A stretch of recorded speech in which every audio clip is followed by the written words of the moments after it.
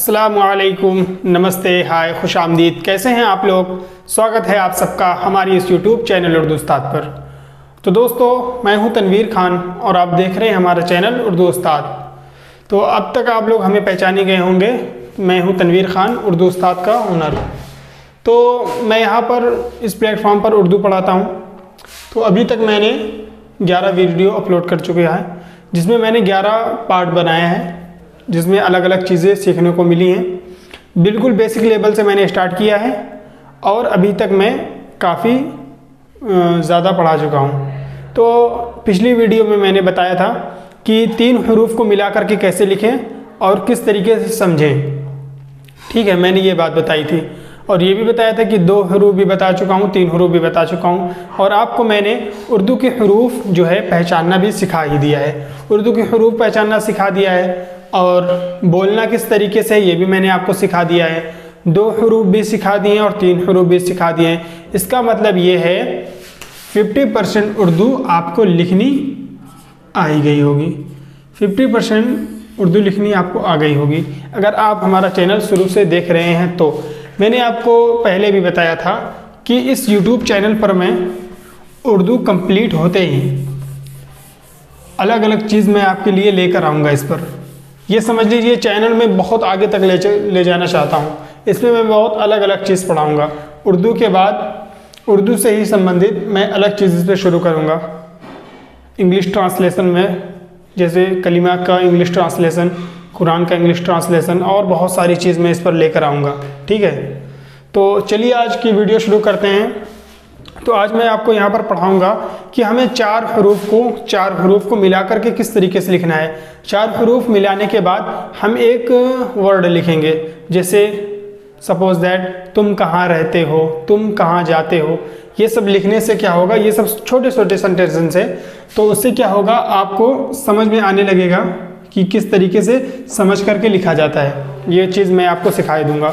तो आज हम शुरू करेंगे 4 हरूफ के अल्फाज, यानी 4 हरूफ को हम किस तरीके से लिख सकते हैं। तो यहाँ पर हम लिख देते हैं 4 हरूफ के अल्फाज।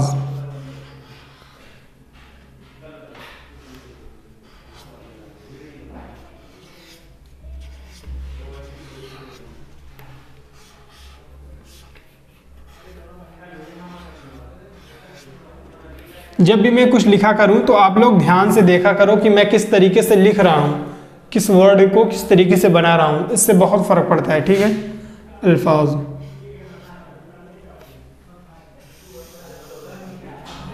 ठीक है, क्या ये 4 हरूफ के अल्फाज, 4 हरूफ के अल्फाज। ठीक, क्या है ये 4 हरूफ के अल्फाज। तो देखिए 4 हरूफ के अल्फाज जो है लिखा किस तरीके से जाता है, मैं ये आपको बता रहा हूँ। तो जैसे हमें लिखना है, सबसे पहले बेसिक से नॉर्मल शुरू करते हैं। किस तरीके से, क्या, जैसे लिखना है मलमल। तो मलमल, मल मल वर्ड देखिए, समझिए इसमें क्या आ रहा है। मल मल, मल मल। तो इसमें 2 बार मीम आ रही है, 2 बार लाम आ रहा है। लिखना किस तरीके से है, मीम बना देनी है। ठीक है, तो अभी मैं बता रहा हूँ कि क्या क्या हरूफ लगेगा इसमें। मीम लगेगा पहला मेरा, मल, लाम लगेगा, फिर मल, फिर मीम और लाम लगेगा। इसका मतलब क्या हो गया, मल मल में 2 मीम आएंगी और 2 लाम आएंगे। तो इन दोनों हरूफ को हम जोड़े कैसे और लिखे किस तरीके से। मलमल तो आप समझ गए, अब इनको हम अगर मिला देते हैं तो वो किस तरीके से लिखा जाएगा। देखिए ये मीम लाम हो गया, मल। अब इसी में हमको मीम बना देती है लाम से ही, इस तरीके से लिखा जाएगा। समझ गए किस तरीके से मैंने लिखा, आपने देखा? फिर से एक बार देख लो। उठाना इस तरीके से है, ठीक है, हल्का से नीचे करो, हो गया ये मलमल। पहले मीम, फिर लाम, आधा लाम, फिर मीम फिर लाम, मल मल। ठीक है, हो गया ना ये मल मल, ये बन गया हमारा। इसको हमने मिला करके लिख दिया। अगर सपोज दैट आ जाता है हमारा लड़की, तो लड़की किस तरीके से लिखेंगे आप? ल ड़ लाम ड़े लाम ड़े, काफ ये ल ड़ की मतलब काफ ये की।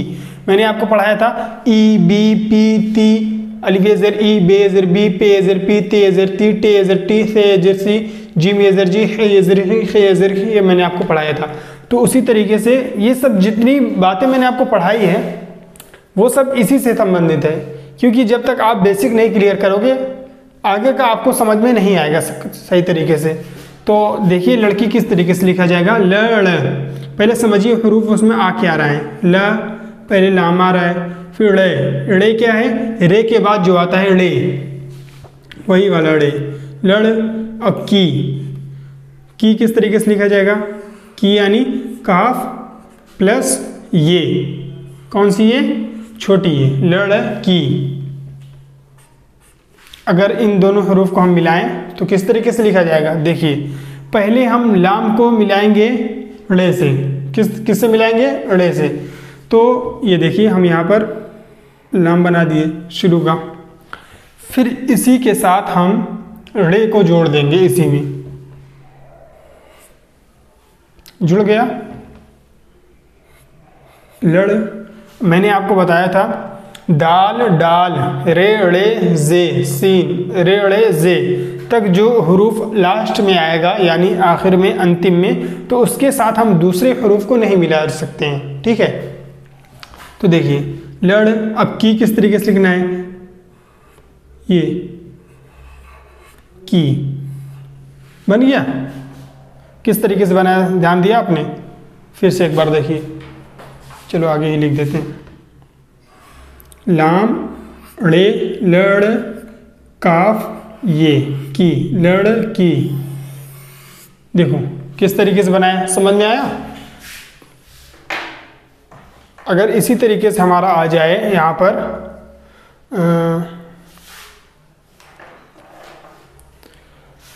गिलास, तो गिलास किस तरीके से लिखेंगे? गिलास, ग्लास बोलते हैं, लेकिन अभी मैं आपको गिलास बता रहा हूँ इसलिए क्योंकि आपको समझ में आए अच्छी तरीके से। गी यानी गाफ, क्या आया? गी, गी लास, गी लास, गी लास। क्या आ रहा है? गाफ आ रहा है, गाफ आ रहा है, लाम आ रहा है, अलिफ आ रहा है, गिला ला लाम अलिफ ज़बर ला सीन गिलास। ठीक है, गी हो गया ये, इसी में लाम प्लस अलिफ प्लस सीन। अब इनको हमें जोड़ना है। अब बताइए किस तरीके से जोड़ेंगे? जोड़ेंगे किस तरीके से? जब मैंने आपको अलिफ बे पे ते तक पढ़ाया था तो मैंने आपको इब्तदाई दरमियान ये बता दिया था ना कि इब्तदाई में कैसे लिखा जाएगा, दरमियान में किस तरीके से लिखा जाएगा, बता दिया था। तो देखिए लाम को हम काफ को हम लाम से किस तरीके से मिलाते हैं गाफ को। तो देखिए सबसे पहले इस तरीके से बनाना है। जब भी हमारा गाफ या काफ आए उसके बाद में जो हरूफ या लाम आए या अलिफ आए तो उसको हम इस तरीके से लिखते हैं। पहले हम गोला बना देंगे, सीधी लाइन खींच देंगे। देखिए ठीक है, गाफ हो गया, गाफ अलिफ ज़र गा हो गया ये। लेकिन इसी में अगर हम ऐसे कर दिए तो लाम बन गया। क्या हो गया? गिल। लेकिन अलिफ लगा दें, क्या हो गया? ला, गिला सीन, क्या हो गया? गिलास। किस तरीके से लिखिएगा, समझ में आया? फिर से एक बार देख लो।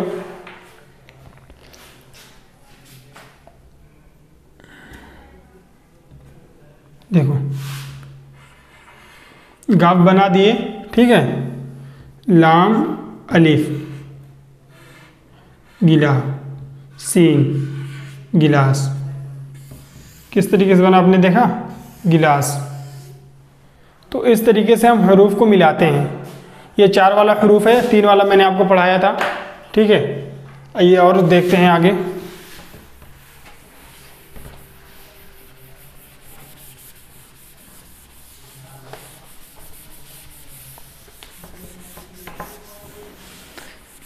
तो इसमें सबसे ज़रूरी यही है कि अगर आप हरूफ पहचानना सीख गए हैं और हरूफ को आप आसानी से पहचान ले रहे हैं और हरूफ को बोलना भी सीख गए हैं, सबसे इस पर इम्पॉर्टेंट जो होता है उर्दू में पढ़ने और बोलने के लिए, लिखने के लिए क्या होता है, हरूफ को सही तरीके से पढ़ना। अगर हरूफ को आप सही तरीके से पढ़े हैं तो आपको अगर कोई वर्ड बोला जा रहा है वो आपको समझ में बहुत अच्छी तरीके से आएगा। इसलिए समझ में आएगा क्योंकि एक एक हरूफ आपको समझ जाएंगे इसमें कौन सा हरूफ लगेगा क्या नहीं लगेगा। अभी नॉर्मल तरीके से बोल दिया जाए तो आप नहीं समझ पाएंगे। क्यों नहीं समझ पाएंगे? जैसे बोल दिया जाए गिलास,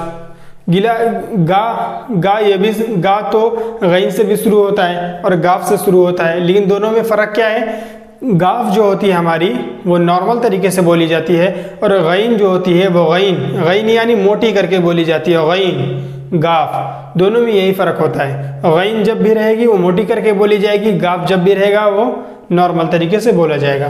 तो आगे की हम और शब्द देख लेते हैं। हो गया, जैसे हो गया जैसे तराजू लिखना है तो किस तरीके से लिखेंगे? तराजू, तरा, रे अलिफ ज़बर रा, तरा। जू में क्या रहेगा? जू जे प्लस वाव, जू, तराजू।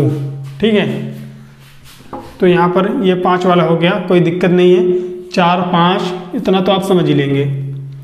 तरा किस तरीके से लिखना है? ते बना लेना है, फिर इसी के साथ रे, क्या हो गया? तरा। क्या हो गया? ये तरा हो गया, फिर जे और वाव, तराजू। कितना आसान है देखिए, त बना देना है इसे ते रे अलिफ तरा, जे वाव पेश जू, क्या हो गया? तराजू बन गया ना। ते को रे से मिला दिया, फिर अलिफ अकेला रहता है, फिर जे भी अकेला, वाव भी अकेला, तराजू। क्या करना है? इसको हमको 2 हरूफ मिलाने थे यहाँ पर, बस 2 हरूफ मिला दिए, बन गया। ठीक है, और आगे देख लेते हैं। जैसे लिखना है बुलबुल, ये भी बहुत इंटरेस्टिंग चीज़ है। जिस तरीके से हम मुकम्मल लिखे थे इसी तरीके से हमारा बुलबुल भी लिखा जाएगा। बुलबुल को देखो हम किस तरीके से लिखते हैं। बुल बू ल बल, बा ऊपर पेश लगा देंगे तो बू हो जाएगा। बेजबर बा, बेपेश बू, बू ल बुल। तो यानी पहले बुल, बे लाम पेश बुल यानी लाम, बुल। फिर सेम यही को उठा के हम यहाँ रख देते हैं इस तरफ, ये बे प्लस लाम, बुलबुल हो गया। जब हमने अलग अलग लिखा तो हमें तो बहुत आसान लगा, लेकिन इसी को अगर हम मिला देंगे तो किस तरीके से लिखा जाएगा ये समझना सबसे ज़रूरी है। तो देखिए मिलाकर किस तरीके से लिखा जाएगा। बे लाम को पहले ऐसे मिला देंगे, बुल। ठीक है, एक शोशा ये लाम का हो गया, फिर दूसरा शोशा किसका हो गया? बे का, इसी के साथ में लाम, बुलबुल। समझ गए किस तरीके से लिखा जाएगा? कितना आसान था। बे को लाम से मिलाना है, फिर बे को लाम से मिलाना है, क्या हो गया?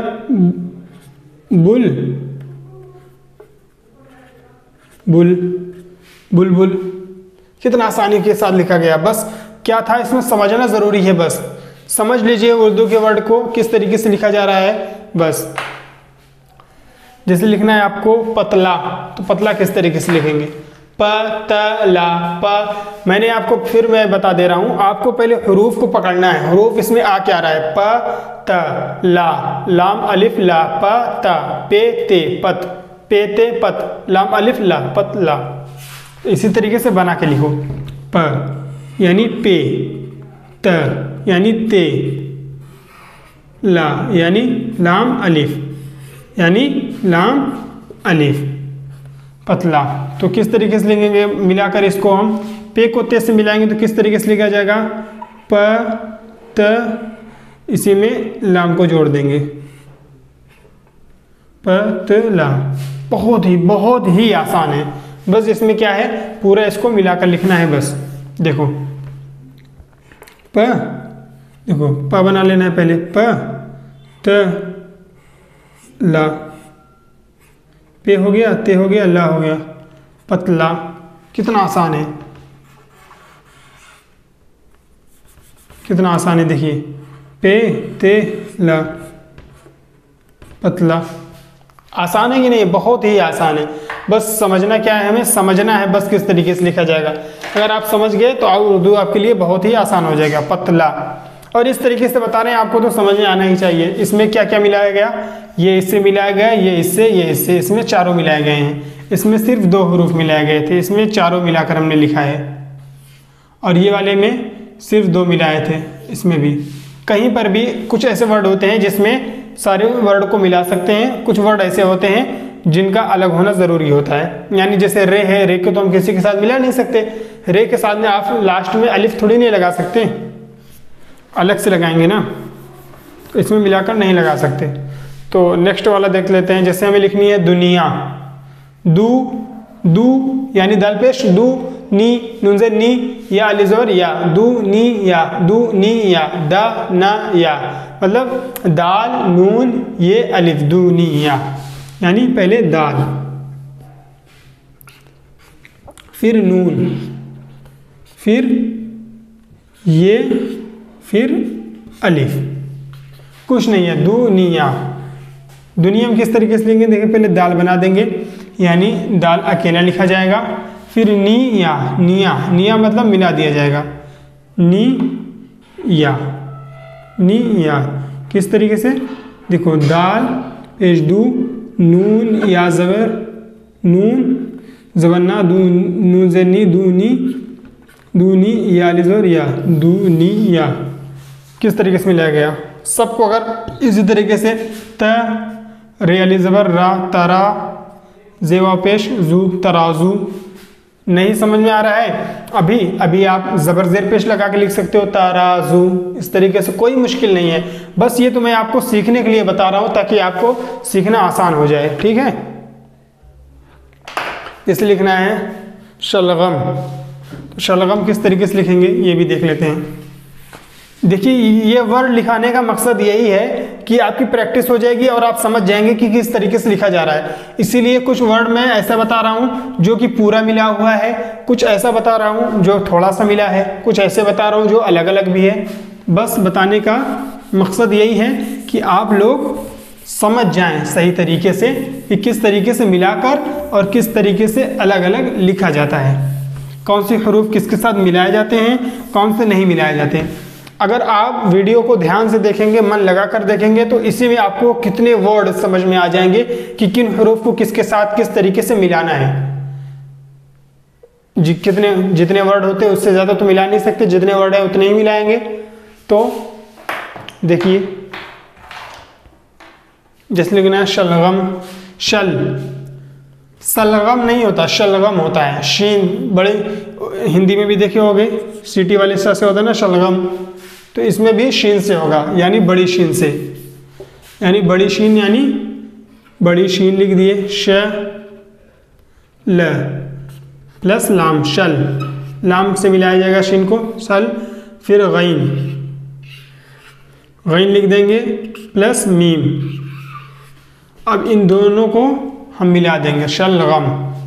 देखो शलगम किस तरीके से मिला करके लिखा जाएगा ये सबसे इंपॉर्टेंट है। देखिए इसमें चारों मिलाए जाएंगे, शीन लाम शल गैन, इसी के साथ गैन मीम। किस तरीके से लिखा गया देखा आपने, फिर देख लो।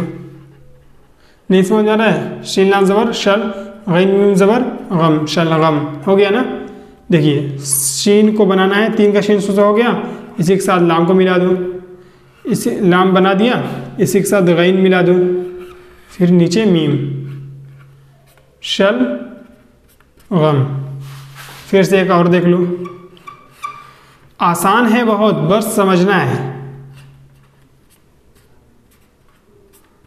ठीक है। शलगम हो गया ना।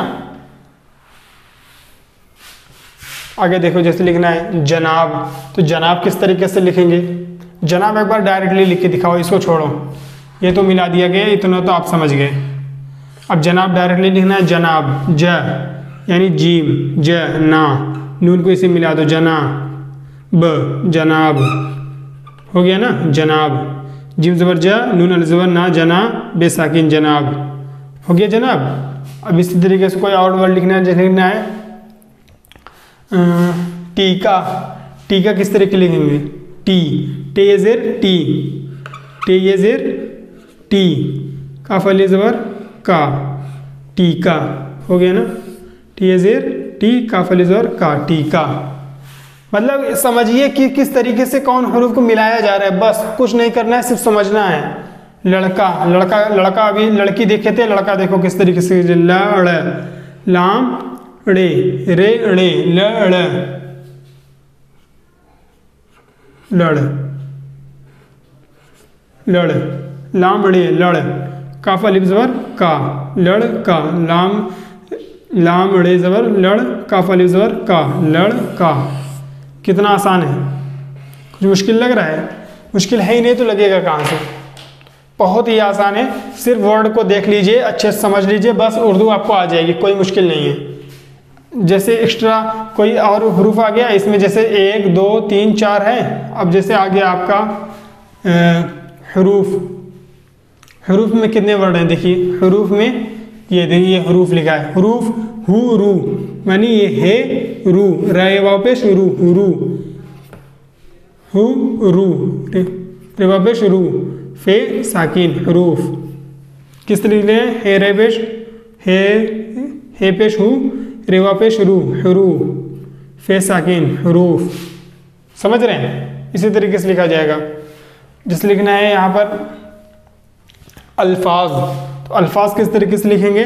अल, अलिफ लाम ज़बर अल, अलिफ लाम ज़बर अल, फे अलिफ ज़बर फा, अल्फा, अलिफ लाम ज़बर अल, अलिफ लाम ज़बर अल, फे अलिफ ज़बर फा, अल्फा, ज़ो साकिन, अल्फाज, अल्फाज होता है, अल्फाज नहीं होता, अल्फाज नहीं होता, अल्फाज नहीं होता, अल्फाज होता है, अल्फाज बताया था ना, जो वही है, अल्फाज आएगा यहाँ पर। जब आप उर्दू को थोड़ा लिखना सीखोगे, यानी जब प्रैक्टिस करोगे थोड़े लिखने के, हरूफ आपको ऑटोमेटिकली समझ में आने लगेगा कि कौन सा हरूफ कब लगेगा। क्यों समझ में आने लगेगा? जब आप एक आध दो बुक पढ़ोगे, उसमें देखोगे किस तरीके से चीज़ें लिखी हुई हैं, तो उसमें क्या होगा, आपको समझ में आने लगेगा सही तरीके से। तो जैसे लिखना है, अब चलिए इसको छोड़िए, ऋषि, एक वर्ड और दे, री, रेजर री, शीनेजर शी, ऋषि, ये क्या है? 3 हरूफ वाला है, ऋषि। अब चलिए हम कुछ वर्ड लिखते हैं मिला करके, जैसे सेंटेंस। ये सब बहुत इंपॉर्टेंट चीज़ है बेटा, ये अभी लग रहा होगा आपको ऐसे ही, लेकिन है बहुत इंपॉर्टेंट। जो बेसिकली उर्दू स्टार्ट की जाती है ऐसे ही की जाती है। मैं इस तरीके से पढ़ा रहा हूँ कि आप लोगों को लगेगा कि क्या पढ़ा रहे हैं, बहुत नॉर्मल चीज़। नॉर्मल कुछ नहीं है, सब ज़रूरी चीज़ है, ये सब सारी चीज़ जो है सब ज़रूरी हैं। क्योंकि जब तक ये नहीं समझ में आएगा आपको, जब तक बेसिक नहीं क्लियर हो पाएगी, तब तक आगे का आप सही नहीं लिख सकते, समझ में ही नहीं आएगा। हरूफ पहचानना सबसे ज़रूरी था, वो तो आपने पहचान लिया है, ठीक है। उसके बाद में सबसे ज़रूरी था हमारा हरूफ की आवाज़ निकालना, वो भी आप सीख गए हैं। अगर नहीं सीख पाए हैं तो एक बार मैं फिर से आपको रिपीट कर रहा हूँ, आप लोग सिर्फ ध्यान से सुनते जाइए। देखिए किस तरीके से बोला जाएगा हरूफ, मैं बोल कर बताता हूँ। अलिफ, अलिफ, अलिफ, अलिफ, बे, पे, पे, ते, टे, से। देखिए से में जुबान बाहर आएगी, से। जीम, जीम यानी जैसे जहाज वाला, दांत को दबा करके और नॉर्मल तरीके से बिल्कुल बोलना है, जीम, जीम, ठीक है। चे तो बिल्कुल अलग चीज़ है, इसमें कंफ्यूजन नहीं होती। चे में कंफ्यूजन होती है, जीम में जीम, जे, जाल, ज़ो, ज़ाद, ये सब में कंफ्यूजन होती है थोड़ी, तो ये सब दूर हो जाएगी, इसके लिए आप बेफिक्रमंद ना होइए। तो देखिए जीम हो गई, जीम के बाद चे, है यानी बड़ी है जो होती है वो हलक के अंदर से निकल के आती है, है हमें हलक से बोलना होता है, है। उसके बाद खे यानी खे का जैसे ख अंदर से आना चाहिए, ख, ठीक है। उसके बाद दाल, दाल, डाल, जाल, जाल, जाल अलग है, जे अलग है, जाल। रे, रे, जे, सीन, शीन, शीन क्या है, छोटी शीन हो गई है, शीन जो है बड़ी शीन है, सीन शीन स्वाद, स्वाद में क्या होता है, होंठ गोल हो जाता है हमेशा, स्वाद, ज़ाद, तो, वो, आइन, आइन अलिफ से टकराता है, अलिफ की जगह लोग आइन लिख देते हैं, आइन की जगह अलिफ लिख देते हैं। कन्फ्यूज़न किस चीज़ में होती है, उन्हें हरूफ बोलना सही से पता नहीं है। जब हरूफ बोलना आपको पता रहेगा, अभी देखिए, अभी मैं, आप समझ लीजिए एक स्टूडेंट है, ठीक है, आप वही पढ़ाई कर रहे हैं, मैं भी वही पढ़ाई कर रहा हूँ, दोनों लोग सेम चीज़ पढ़े हैं। अगर मैं आपको वही चीज़ बोलूँगा तो आप कितनी आसानी के साथ लिख लेंगे, क्योंकि मैंने भी एकदम सही तरीके से पढ़ा है, आपने भी एकदम सही तरीके से पढ़ा है, तो आप हरूफ को अच्छी तरीके से समझ रहे हैं। जब समझ लेंगे हरूफ को तो लिखना बिल्कुल आसान है। मतलब ऐसा करो कि दिमाग में ही पहले लिख लो कि क्या है, जैसे बोतल, बेवापस बोतल, बोतल, मतलब कि दिमाग में ही उसका ट्रांसलेट कर लो कि किस तरीके से लिखा जाएगा। ठीक है, आगे बढ़ते हैं। आइन हो गई, सौद ज़ौद, आइन, आइन अलिफ, आइन, आइन अलग है, अलिफ अलग है। गैन, गौ यानी गाफ, गाफ की जगह पे लोग गैन का इस्तेमाल कर लेते, लेकिन गैन जो होती है वो मोटी करके बोली जाती है, यानी गैन अंदर से, गैन, गैन। फिर फे, फे है नॉर्मल तरीके से बोला जाता है, क्योंकि फे दूसरा नहीं है, ओनली एक ही फे होता है, फे। उसके बाद में आता है छोटा काफ। छोटा काफ को किस तरीके से बोलेंगे, नहीं पहले बड़ा काफ आता है, तो बड़े काफ को हम हलक से बोलते हैं, काफ, जो हमारा कौआ होता है वहाँ से, काफ, काफ मोटा करके भी काफ, छोटे काफ को काफ, काफ, ये नॉर्मल तरीके से बोला जाएगा। लेकिन बड़ा काफ जो है उसको हमें मोटा करके बोलना होता है, जैसे काफ। ठीक है, फिर इसी तरीके से लाम, नहीं काफ के बाद हो गया, फिर आएगा गाफ, जो गैन से लोग गैन में कंफ्यूज होते हैं, गैन और गाफ में। तो उसमें फ़र्क ये है, गैन जो है मोटी करके बोली जाती है और गाफ हमारा नॉर्मल तरीके से बोला जाता है, गैन गाफ। अभी एक वीडियो में आगे चल के थोड़ा भी ये समझ लीजिए, मैं ये भी सिखा दूंगा कि कौन सा हरूफ कब इस्तेमाल किया जाता है, फिर आपको तो 1% भी कन्फ्यूज़न नहीं होगी। ठीक है, तो चलिए आगे देखते हैं। लाम हो गया, लाम के बाद हमारी मीम आती है। मीम जो है वो बिल्कुल अकेली है, मीम का इस्तेमाल जब भी होगा तो डायरेक्टली आपको मीम ही लिखना है, उसमें कन्फ्यूज़ होने की ज़रूरत बिल्कुल भी नहीं है। मीम हो गई, उसके बाद में आता है नून। नून को भी कोई ज़रूरत नहीं है, क्योंकि नून भी अकेला है, जब भी नू का इस्तेमाल होता है तो हम डायरेक्टली नू को लिख देते हैं, उसमें कन्फ्यूज़न होने की कोई ज़रूरत नहीं है। उसके बाद में आता है वाव। वाव भी किसी से नहीं संबंधित है, किसी से नहीं मिलता है, वाव भी जब भी है डायरेक्टली हमको वाव लिख देना है, इसमें भी कंफ्यूज नहीं होना है। वाव में हे में कंफ्यूज होते हैं लोग, किस तरीके से, क्योंकि यहाँ पर बड़ी हे होती है और छोटी हे होती है। बड़ी हे, उसको हे बोला जाता है, इसको हे बोला जाता है। कोई वर्ड आपको बोला जाएगा, आपको खुद समझ में आएगा कि इसमें हे लगेगा या हे लगेगा। ठीक है, और जैसे हे हो गया, उसके बाद में हमज़ा। हमज़ा भी अलिफ के तरीके होता है, लेकिन हमज़ा का इस्तेमाल अलग है। हमज़ा का इस्तेमाल हम कहीं कहीं करते हैं, उसको भी मैं एक वीडियो बनाकर उसमें हमज़ा के बारे में मैं समझा दूंगा। एक एक हरूफ की मैं वीडियो बनाऊंगा और आपको इस तरीके से समझा दूंगा कि कभी जीवन में आप कंफ्यूज ना हो। एक एक हरूफ की मैं वीडियो बनाऊंगा, सिर्फ एक हरूफ को लेकर, कि एक हरूफ हमें बस उसी टॉपिक को लेकर चलना है, एक हरूफ के बारे में समझ लेना है, फिर दूसरे हरूफ के बारे में समझना है। हमज़ा हो गया, फिर ये हो गई, बड़ी ये हो गई। यही होती है हमारी उर्दू में जो अल्फ़ाबेट होते हैं, यही होते हैं। अल्फ़ाबेट तो एक ही होते हैं, किसी भी भाषा में हो, जैसे ए से लेकर जेड तक ये क्या है, एक अल्फ़ाबेट है।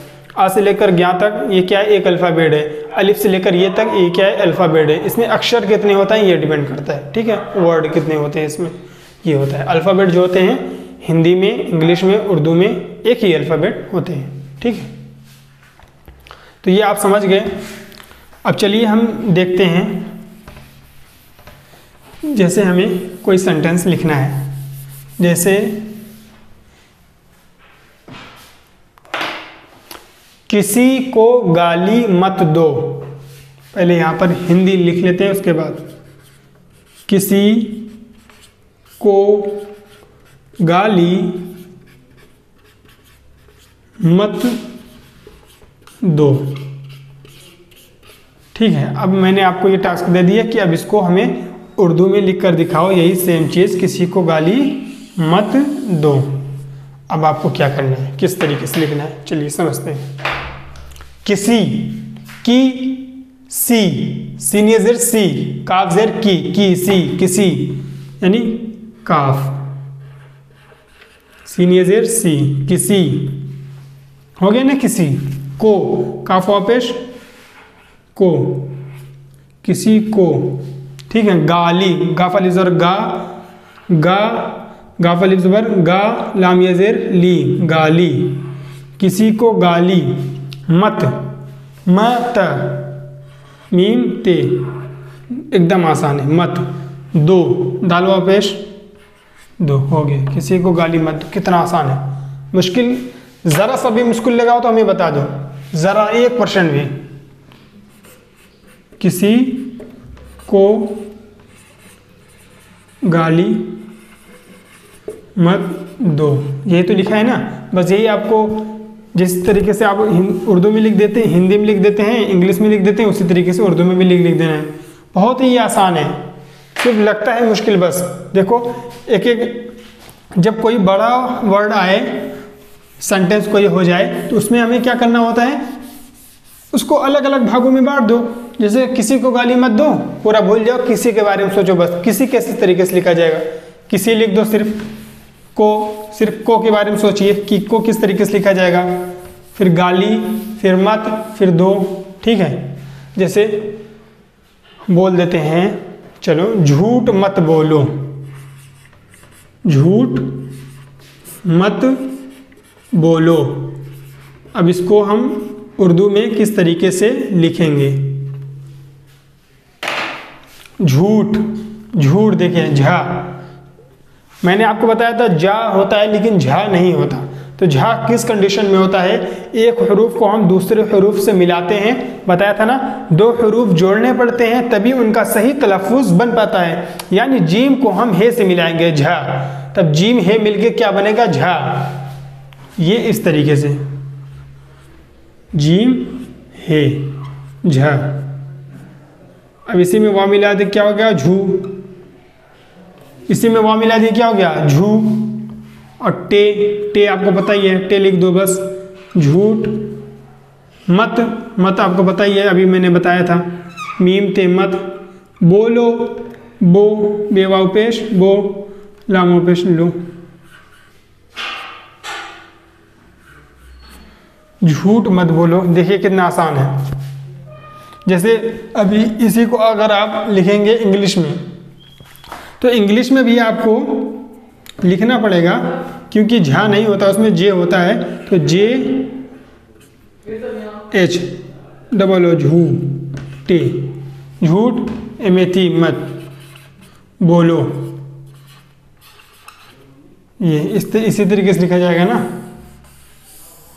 इसी तरीके से तो लिखा जाएगा, इसी तरीके से उर्दू में भी लिखा जाएगा, ठीक है। और जैसे आपको लिखना है,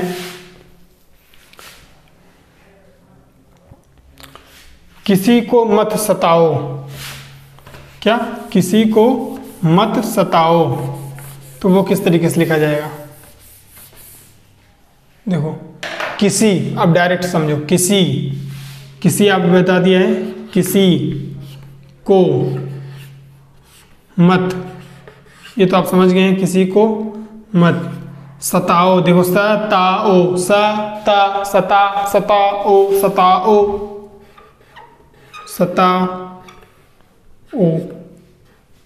हो गया, सताओ। ये हमजा ऊपर लगेगा, छोटा सा वाव के ऊपर, सताओ, तभी हमजे की आवाज़, हमजा जाहिर होना चाहिए ना इसमें, तो हमजा जाहिर इस तरीके से होगा, ठीक है। तो ये हो गया हमारा। और खाना खा लो, अगर जैसे बोलते हैं, कोई कहता है खाना खा लो, तो खाना खा लो किस तरीके से लिखोगे, तो खाना, खा बताया था, का होता है लेकिन खा नहीं होता उर्दू में। उसको हमको क्या करना है, दो हरूफ जोड़ने पड़ते हैं तभी उनका सही तलफ़ुज़ बन पाता है। यानी काफ को हम हे से जोड़ देंगे, खा। अब खा हो गया ये, ठीक है, खा हो गया, ठीक है, खा हो गया ना, नून अलिफ ज़बर ना, खाना, खाना हो गया, खाना, खा लो, खा किस तरीके से लिखेंगे, ये इसे, खा लो, लामो लो, खाना खा लो, कितना आसान है देखो। बोल दे पानी पी लो, पानी, पे अलिफ ज़बर पा, नून ये ज़ेर नी, पानी, पी लो, पी किस तरीके से लिखेंगे, ये हो गया पी, पे, और ये पी लो, पी लो हो गया, पी लो, पी लो इस तरीके से भी लिख सकते हैं, पी लो मिलाकर पूरा पी लो। तो कोई मुश्किल नहीं है, बहुत ही आसान है। बस हमें क्या करना है, पहले वर्ड को समझ लेना है कि कौन सा वर्ड इस्तेमाल किया जा रहा है, उसके बाद में हमें उसी का ट्रांसलेशन कर देना है। बस बहुत ही सिंपल है उर्दू। तो आज के लिए इतना काफ़ी है। तो नेक्स्ट वीडियो में जो है वो मैं आपको बड़े बड़े वर्ड लिखना सिखाऊंगा कि कोई सेंटेंस आ जाए उसको हम किस तरीके से लिखें, कि किस तरीके से आसान हो जाए हमारे लिए लिखना, कि हमें उनको किस तरीके से मिला करके लिख सकते हैं। सबसे इम्पॉर्टेंट यही है। जब तक आप हरूफ को पहचानना और बोलना नहीं सीख पाएंगे, उर्दू आपके लिए बहुत मुश्किल है। ठीक है, तो चलिए गाइस, आज के लिए इतना ही काफ़ी है। तो प्लीज़ अगर वीडियो आप लोगों को अच्छा लगा हो तो हमारी वीडियो को लाइक कर दीजिए, जिससे हमें हौसला मेरा बढ़े, ताकि मैं नेक्स्ट टाइम से और पावरफुल और इमोशनल और ज़्यादा समझने वाली वीडियो में बना सकूं। ठीक है, तो अगर आप हमारे चैनल पर पहली बार आ रहे हैं तो प्लीज़ हमारे चैनल को सब्सक्राइब कर लीजिए और बेल आइकन को प्रेस कर लीजिए, ताकि आने वाली वीडियो सबसे पहले आपको मिल जाए। तो चलिए दोस्तों, यहीं से ख़त्म करते हैं। तब तक के लिए टेक केयर, बाय बाय, अल्लाह हाफिज़।